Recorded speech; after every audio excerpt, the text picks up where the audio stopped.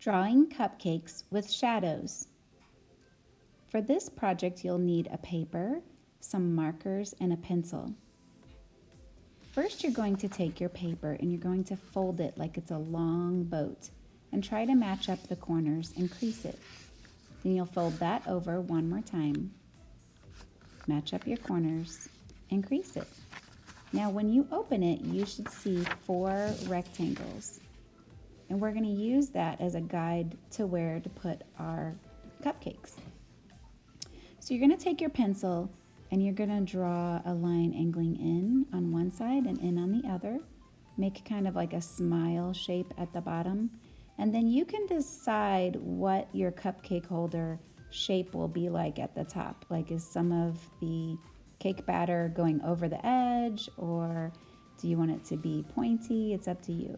And you can decide how the cake batter and your icing will look. You can try different shapes on this. I also wanted to add in those fold lines that you see on the cupcake holder. And then you're going to go to your next rectangle and you're going to draw another cupcake. It can be identical if you want it to, or you can make it totally different. I decided that each one of mine was a tiny bit different, but you can decide however you want. So I'm going to make zigzag lines on the top of this one and then do the top just a little bit differently.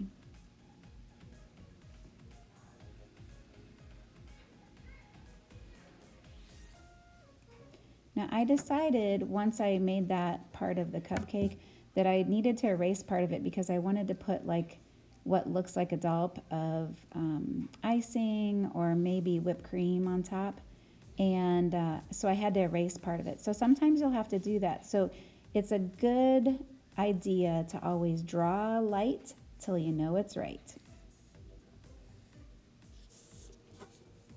Okay, I've sped this one up a little bit faster, but you'll see I'm going to make another cupcake shape here, and then I'll make one more after that.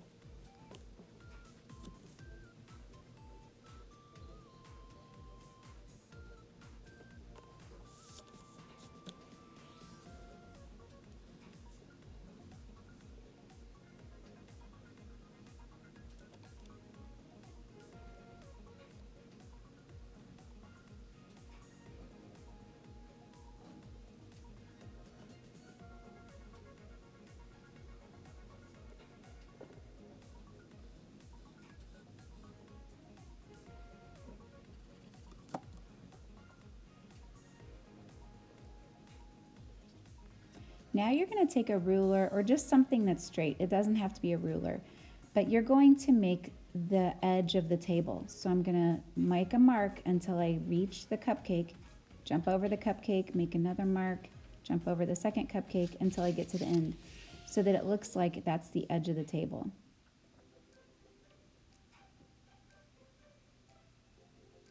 Now I'm going to add some color.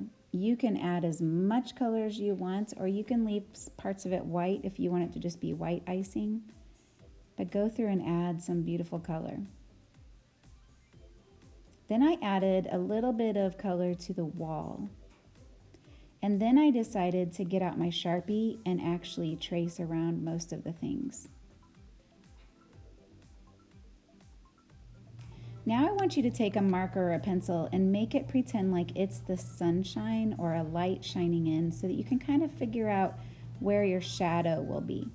You'll take a light gray, either crayon or a marker, whichever items you're using, and you're gonna figure out where the shadow is and draw that out and then color it in so that you're adding some shadows, because our inspiration for this is from Wayne Thiebaud, and he was so good at making shadows on all of his artwork.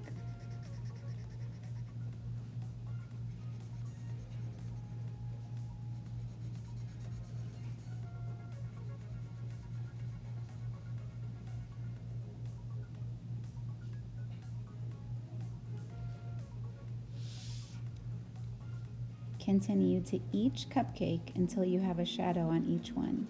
So I'm going to speed this up a little bit so you can just kind of see. I noticed on this one, I thought even part of the cupcake itself would be in the shadow.